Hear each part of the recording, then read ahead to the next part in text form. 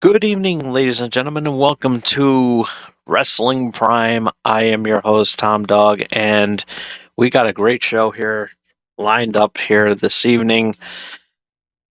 Um, it's the month of October.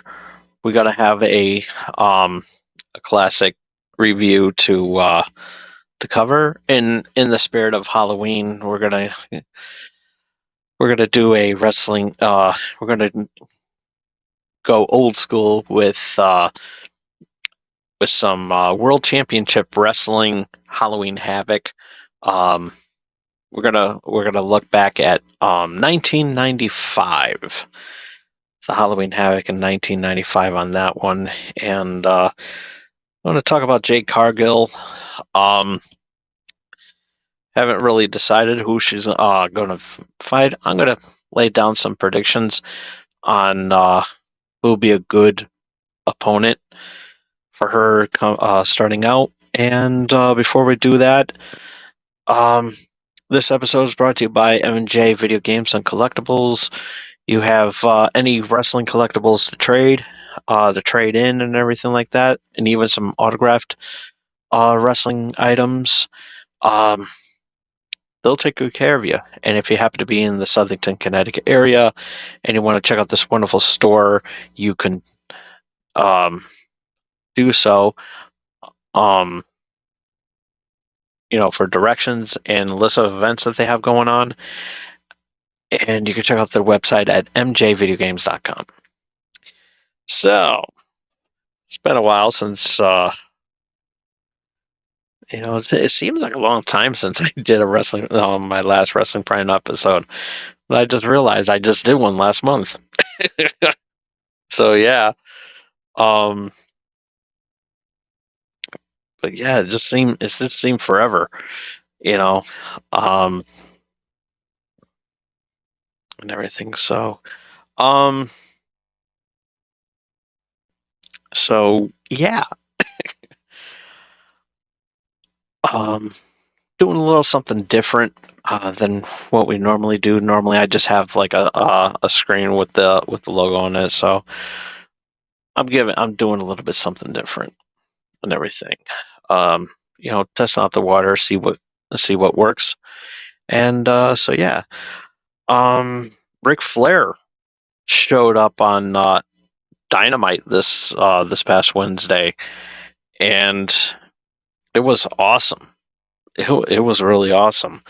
Um, he was basically there, to pretty much thank Sting for the moments that they had and everything. So it was nice. It was touching. They were the best of rivals back in World Championship Wrestling, and yeah, it was their matches were memorable, and the chemistry that they had in the ring was also amazing. And in their last match together, um, when they had, um, when they had what the hell they had, the last Nitro. Flair said, "I want Sting to be my last opponent," and so yeah, that was a little trip down memory lane and everything. And I thought it was really cool to see Ric Flair uh, show up, and you know Sting's last match is going to be at their upcoming pay-per-view, uh, which I forget the name of it already, and I apologize. I know people are going to probably mention it in the comments and everything. So yeah. By the way, the chat is open, so you can go ahead and give that out and everything. But in spirit of being being at Ric Flair being at um AEW, um we don't know with what his role is going to be um, moving forward. Knowing that Ric Flair is going, I don't know what kind of deal they made with Flair, because technically Flair can go wherever he wants to because he's not he's not contracted with WWE, so he could show up anywhere he wants. So yeah, that it was pretty cool, and but yeah, it is what it is. So I figured, why not try one of his energy drinks, because it it's really interesting. It's really interesting, and I didn't know that there was any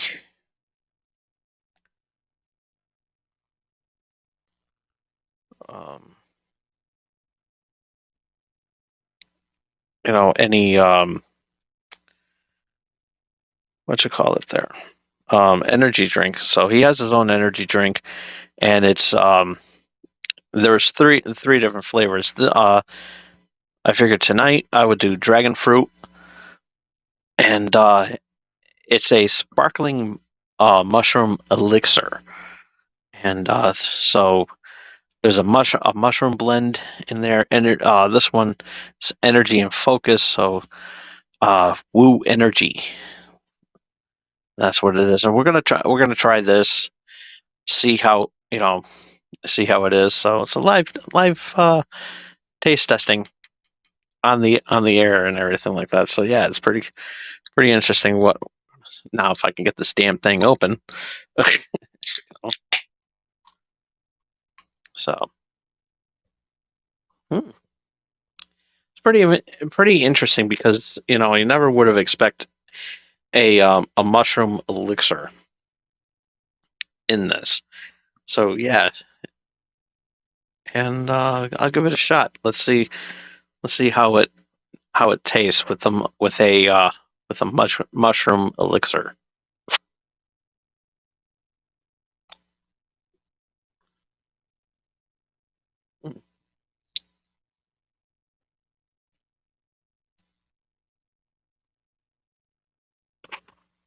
Not bad, not bad. It's actually pretty good. Tastes like you think it would have like taste like it's supposed to taste like dragon fruit, but it tastes more like strawberry. That's what I get of it. But yeah, I recommend it. And I was able to go at my favorite place that I like to go every now and then to get a cheese steak with pepper jack cheese.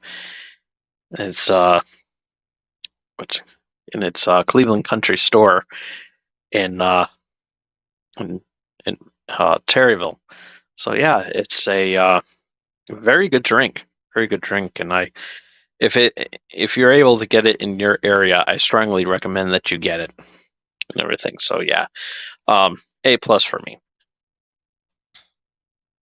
Yeah, and so yeah. Let's see. So Jade Cargill um made her presence felt over at how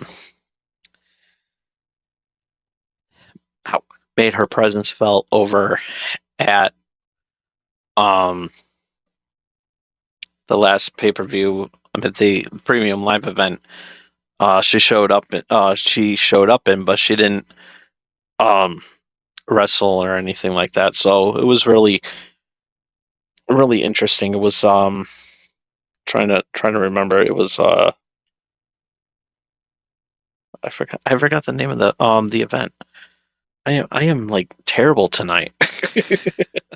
So yeah, but you know her presence felt was actually really cool, and I like Jade. I like Jade. She's she's an amazing athlete and everything. And watching her from watching her in AEW, uh, she she she was amazing. And when talks about her contract being up, we didn't know what was going to happen. So yeah, it's very interesting to see who she's going to be facing at who she's going to be facing at the I don't know who she's going to I don't know if it's going to be at Crown Jewel next weekend or or an NXT. I don't know. But there's many possibilities on who she can on her first match can be with. Becky Lynch um, works out well. Would work out well for her. Charlotte Flair definitely um, is a good pick too. Um, Bianca Belair. I would love to see that at a WrestleMania if that happens. I can see her being a formidable opponent, and especially with Royal Rumble uh, coming up like in a few months. It's interesting to see who if she's going to be in the Royal Rumble match itself or she's going to be wrestling in a match. So we don't know. We don't know. And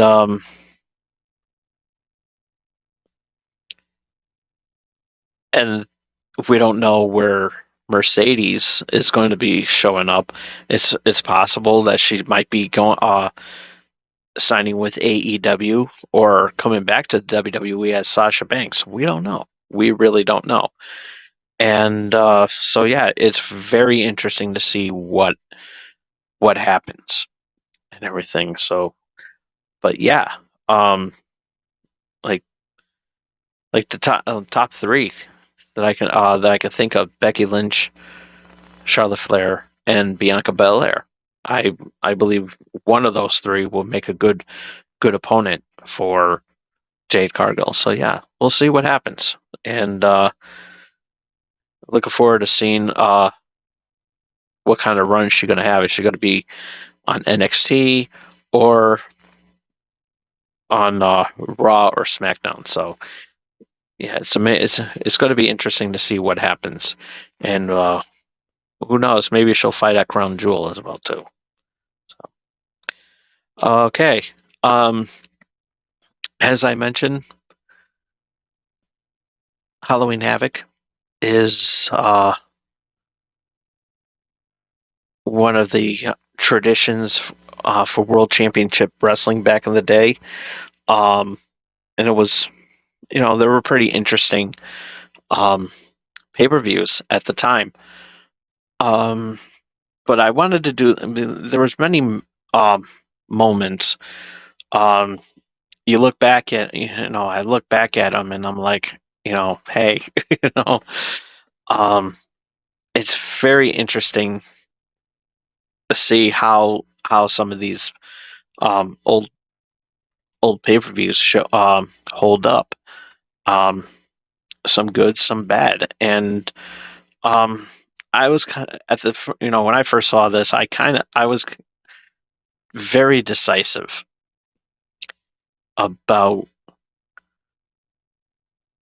who was how this pay-per-view was, and at the time when I was doing this show on cable access, you know 19 I debuted this show in 1996, so I didn't really get a chance to cover this pay-per-view, but I figured I'd go back and watch it and critique how I would think about it, and yeah, and we'll see how it holds up. And we're going to start off with the opening match um, for the television championship: Diamond Dallas Page versus Johnny B. Bad.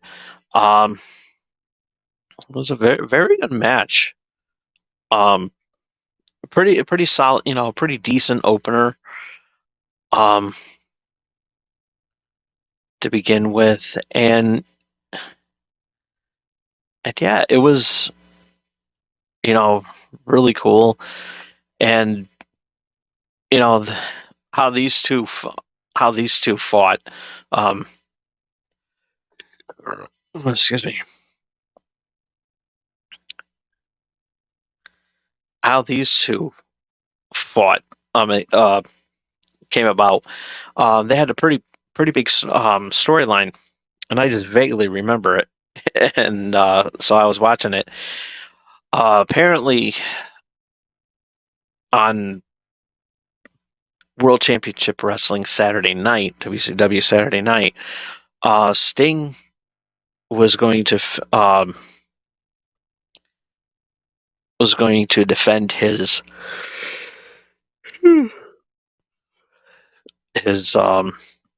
U.S. championship against Johnny B. Bad. He was going to give him an opportunity to go after for the United States Championship. And yeah, and apparently he didn't get a chance to show up, and somebody else took the place and everything. And then it was later, um, which in storyline, Johnny B. Bad showed up late, and he had like has some grease spots on his face, and he said that he had a flat tire, and Johnny B. Bad and um, Diamond Doll and his his his protege, or something like that, um, showed up and started cutting a promo. Then uh, I guess you could say his body, his protege, he goes and says 4 flat tires, and Johnny was like, I never said nothing about 4 flat tires. I said a flat tire. and and then he just nails DDP and everything, and it was pretty amazing. So, and then this match came along, and this match was a pretty decent opener. It was you know pretty good for what it was, and Johnny B. Bad um, wins the television championship, and so I give this a solid um, uh, B minus. B minus is actually uh, fairly decent for a match like that. So yeah, pretty good.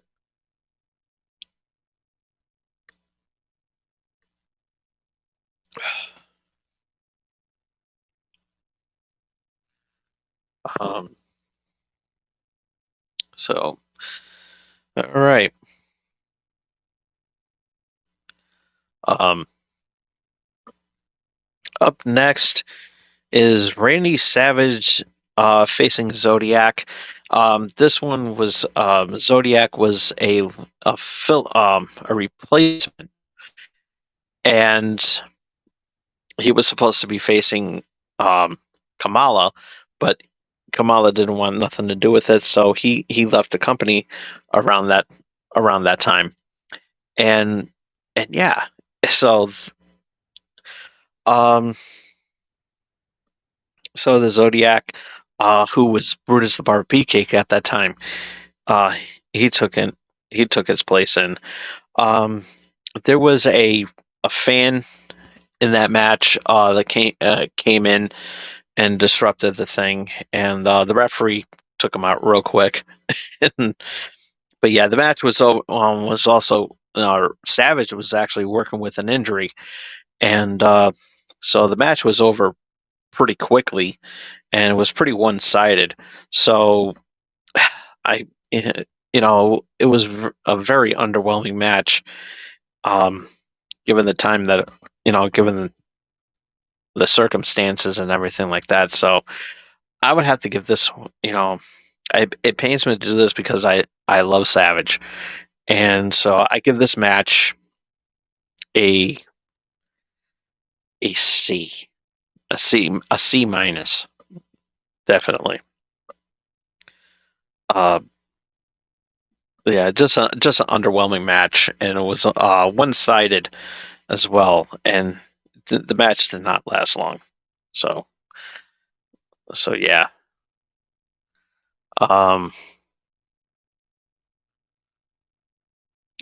so up next is Kurosawa with Colonel Robert Parker taking on Road Warrior Hawk, and they had a pretty interesting rivalry coming into this. Um, they originally fought on one show, and what had happened? Um, Kurosawa broke Hawk's arm, so because of this, they're having a rematch and everything, and so um, again, very underwhelming match. To say, not, it's just basically, nothing really much to talk about in this match. It was underwhelming and everything like that. Another underwhelming match. Um, I mean, but for what it was decent, and the run time was 3 minutes and 15 seconds. So yeah, it was a very, it was a just a just a regular match that could have been on, Monday Nitro, which was fairly new at that time, and because at the time it premiered in 1995 on September 1995. So yeah, it was a very big deal, and so, but I don't know, and I don't know what happened. I don't know why Animal wasn't there either. Maybe he was. Um, I think maybe he was uh, fighting somebody else, but yeah, he wasn't even on the card. So he was working with an injury. I gotta go back and figure out what happened. But yeah, um, Kurosawa defeats um, Road Warrior Hawk, and with Colonel Parker holding Kurosawa's leg, um, to so he wouldn't get kicked out. And so yeah, this one was a C, a solid C, I think. I mean, that's pretty much all I would say about it. So, um, up next is Sabu with the original Sheik, which is Sabu's uncle, the original Sheik, not the Iron Sheik, and they fought JL. He fought JL, and so yeah, it was a pretty decent match for what it was. Um, a lot of a lot of high fly, a lot of um moonsaults and flips and everything like that. Um, it was entertaining for what it was, especially given how Sabu was, at the time, just a badass and everything, and he was pretty good, pretty good, and you know, and of course, with his run in Extreme Championship Wrestling at that time, he was very, very well known, and so with this particular match, it was pretty decent for what it was. Um, you know, and Sabu winds up beating JL, Mr. JL, I should say. Um, and after that match, Sheik does his the Sheik does his famous fireball. Excuse me.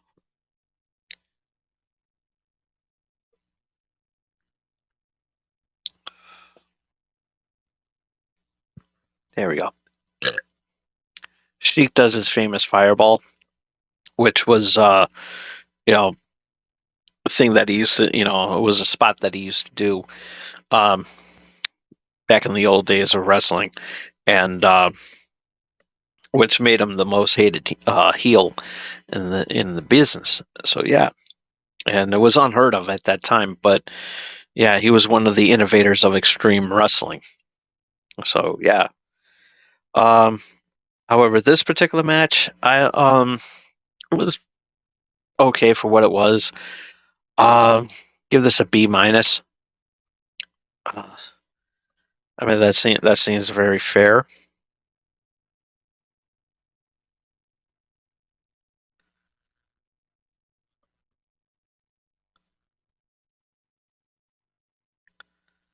And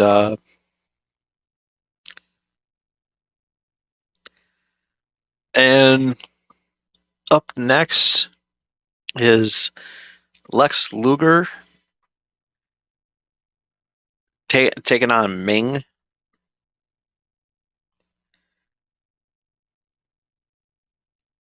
And um and the Taskmaster is in his corner there. And it was a pretty heavy hitting match because Ming is such a powerhouse, and it was pretty and anybody who was in the ring, pretty much anybody who was in the ring with Ming, aka Haku, he there would pretty much be you know he would work you, and so yeah. um but this match um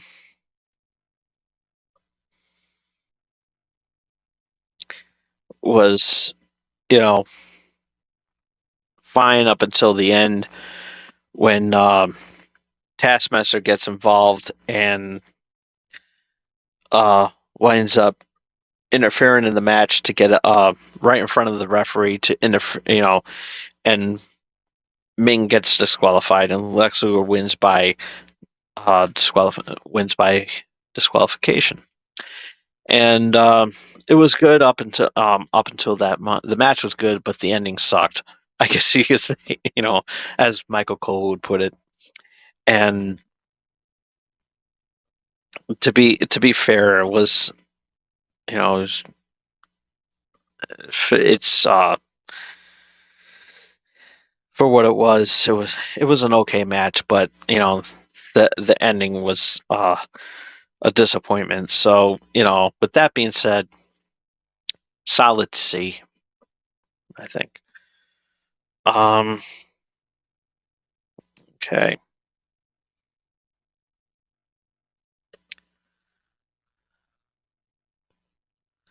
So up next is a tag team match: Ric Flair and Sting taking on the Four Horsemen, uh, which was Arn Anderson and Brian Pillman. And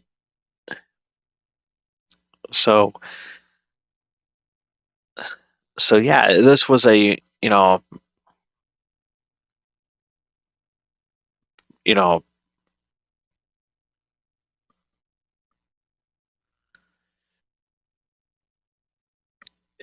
it was pretty crazy, pretty crazy match and everything like that. Apparently, it wound up turning into a handicap match because Ric Flair was taken out, or so we thought. And come to find out that Ric Flair came in and rejoined the Horsemen, and wound up getting a disqualification, which the Four Horsemen would wind up getting disqualified, and Sting winning by himself, and there he goes. This one was the better match, given how the storyline panned out, and so yeah, this one gets a B plus on this one. Definitely, match of the night. So, um, so yeah. Up next was the Monster Truck Sumo match, and so it was between Hulk. It was a Monster Truck Sumo match between not Andre, but the Giant, aka Big Show, aka Paul White, taking on Hulk Hogan, and it was, since at that time Hulk Hogan was having his feud with the Dungeon of Doom, and Hogan wound up facing a new guy that just came in. It was the Giant. He was known as the Giant, and in kayfabe, it was billed as Andre the Giant's son. So that's how they were putting it out as, and so wound up, because with this feud and everything like that, Hogan, they did a spot where they broke Hogan's neck, and later on Hogan would start wearing all black and everything, and it was pretty crazy. And so yeah, it was a pretty crazy moment, and especially with a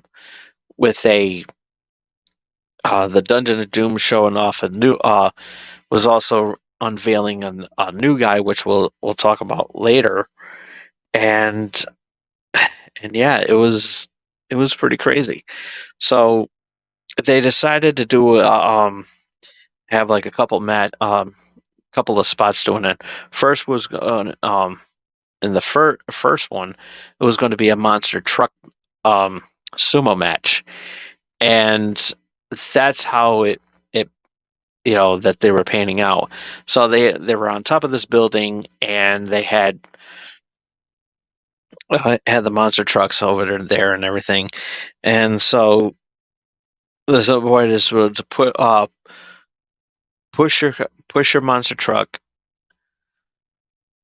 um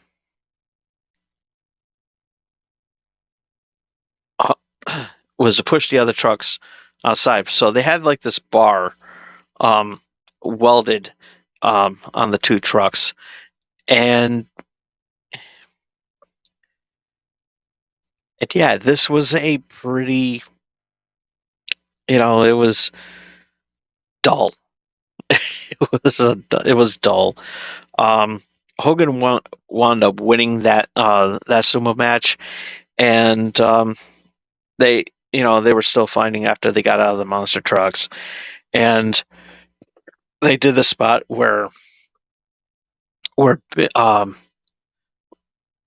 where they were fighting on the edge of the building, and Hogan slapped him down and everything like that, and slapped him, and the Giant falls back off the building, and so yeah, and Eric Bischoff once talked about it, and he said we they never really addressed um, how he would come back later in the match, and so according to rumor and Eric Bischoff saying what was supposed to happen, that there was a lake, like a a river on the other, on the side of on the side of the building, and he wound up landing in that, in the water, and surviving that and everything. So yeah, nothing. So never really was explained fully and about how about how he survived, and in order to do the the main event. So, but as far as the Monster Truck Sumo match, it wasn't really a match. You know, a traditional wrestling match. Um, so yeah, it gets an incomplete the first time. The first time that I do that, and so yeah, it was.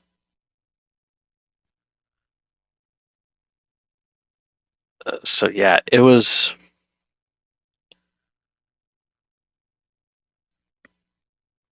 very, very underwhelming.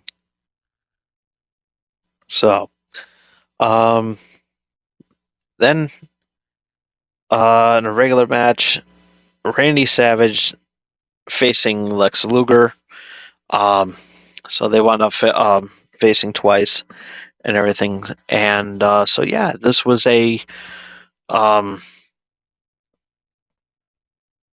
pretty crazy match, and um,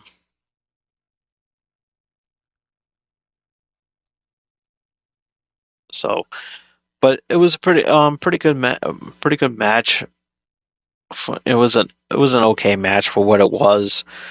Um, given that that both Luger and Savage were just fresh off of their victories in their previous matches, and so you know, but the way things were, it was just like, what, it was a better match. It was a good, pretty decent match. So, um, but I'm gonna give it a B minus and everything. But it was still worth watching. And so now we go to the main event. Uh, Hogan defending his championship against the Giant, provided that provided that he wins, provided that he comes back. And yeah, the Giant comes back, and as I said, it wasn't explained on what happened, and so and the stipulation in this match, that if Hulk Hogan gets disqualified, the title could change hands. So that was added in the stipulation, and so as pretty decent as the match was, sure enough, the match does end in a disqualification, and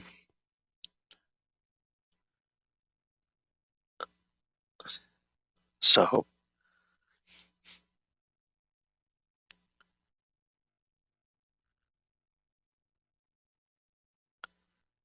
and yeah, it was it was pretty crazy match. Um, Jimmy Hart turns on Hogan, and yeah, Jimmy Hart turns on Hogan, and uh, Luger comes out, joins the Dungeon of Doom. Savage comes out, trying to save Hogan, and yeah, it was a pretty crazy.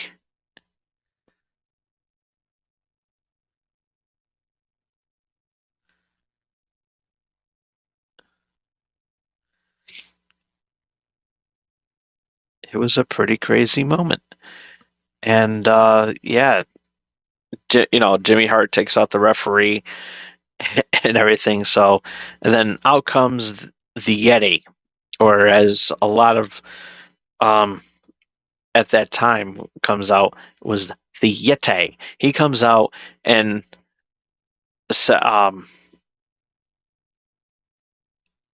there was like a double bear hug, which was the dumbest the dumbest um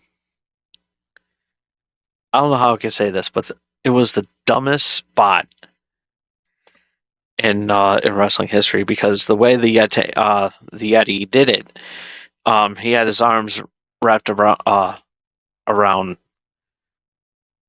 the Giant, while the Giant was giving a bear hug to Hogan. So yeah, it was, and it just looked like he was, humping Hogan. So yeah, so the Yeti, and so it just didn't make any sense. It really didn't, and then Luger puts Hogan in the torture rack, and you know, crazy, crazy moment right there and everything, and um, this was a crazy match. Um, but the way things were and everything, it was just so. Excuse me. It was so. It was a dull main event, and so yeah, this gets um an F. Actually, no, it gets a D. It gets a solid D, and yeah, it was really really bad. It was a really bad match, and uh, so because see the way I always look at it is that you have a main event, and you want to put it out there as one of the, I don't like countouts or disqualifications. Um, I always like to see like a definitive winner, whether it's a submission or pinfall, and yeah, in order for the title to change hands. But the way the stipulation was and everything, it was just it was just a pretty bad match, and yeah, it was disappointing. So yeah, that's how it was, and because of it, you know, yeah. Um, Overall grade on this pay per view, I would give it a C minus. Um, Match of the night was Luger and Savage. Um, I thought it was a good match. Worst match of the night had to go to the main event, and actually no, the match of the night had to go to the tag team match, or the handicap match, Sting versus the Four Horsemen. So yeah, it was a good match, better match and everything. Um, but still, the main event is the worst match of the night, And um and yeah, um so yeah. Um yeah, I know. I'm just like phoning it in and everything like that. I'm just like, I don't know. I've been tired today. I was like, I've been like busy because of the the stuff that was going. I'm still tired from last night. Almost doing a 3-hour show last night with the Halloween special, which was awesome, by the way. Shout out to the Owlite Network again for uh, stopping by. And but still, it was a good show. But yeah, this, but this, as cheesy as it was, it still had some, some moments, and it had that nostalgic factor about how the how this match was and everything like that. It was pretty interesting to see um how it was. And Halloween Havoc overall has had a history of being, you know disappointing in later runs. um and some of the matches, as cheesy as they are, they had some pretty memorable moments too. And Halloween Havoc has always been very memorable because of that.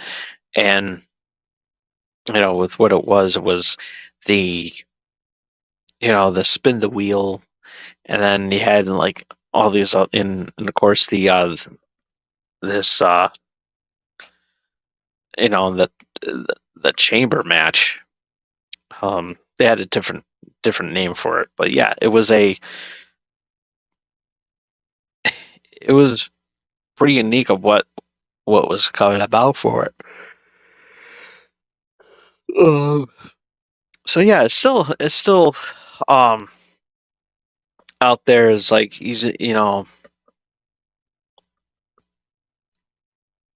watch it, but be warned. Be careful. But but yeah, there were some, like I said, good moments, but most of it bad and everything. But you know it for what it was all right. Um, given the time period and everything.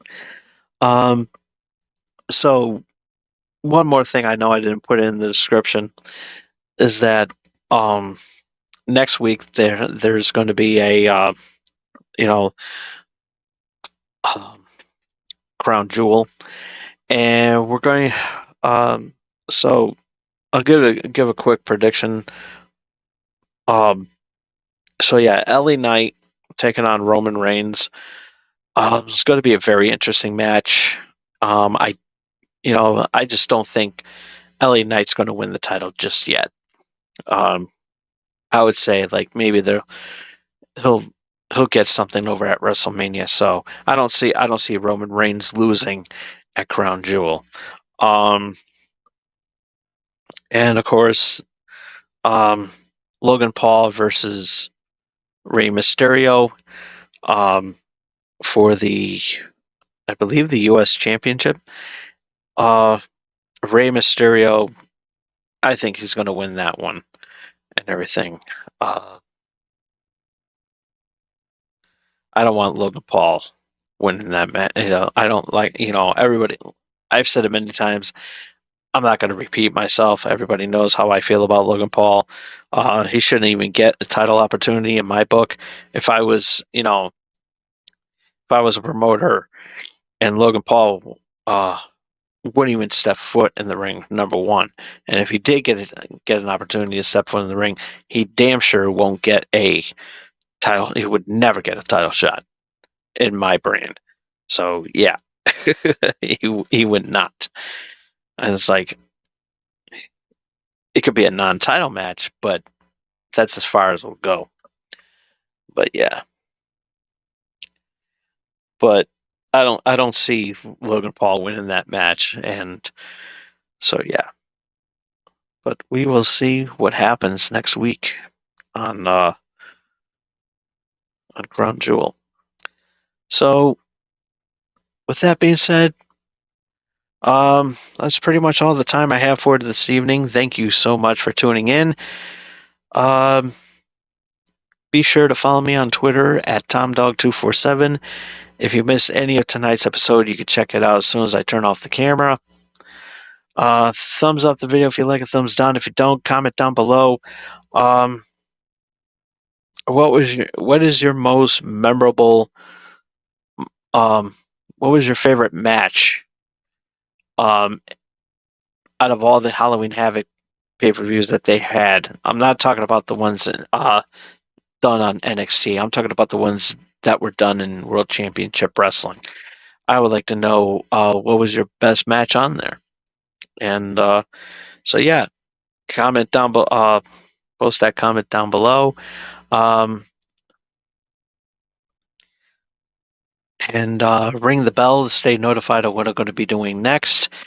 And support small streamer. And if you want to have a wrestling moment yourself and be a main event player, definitely support small streamers like myself by doing the most important thing that you could be doing for small streamers like myself, and that is lay the smackdown on that subscribe button. We will see you all again here next Thursday. Next Thursday for another episode of Channel X, and so got some other live streaming that I'm going to be doing on Halloween. Doing my traditional gameplay for Halloween. I'm going to be playing Ghostbusters, the video game. So we're going to be playing that one on there. So yeah, it's going to be very interesting to see what happens. So check that out on Tuesday. And till next time, this is Tom Dog saying take care, so long, peace. Love you all.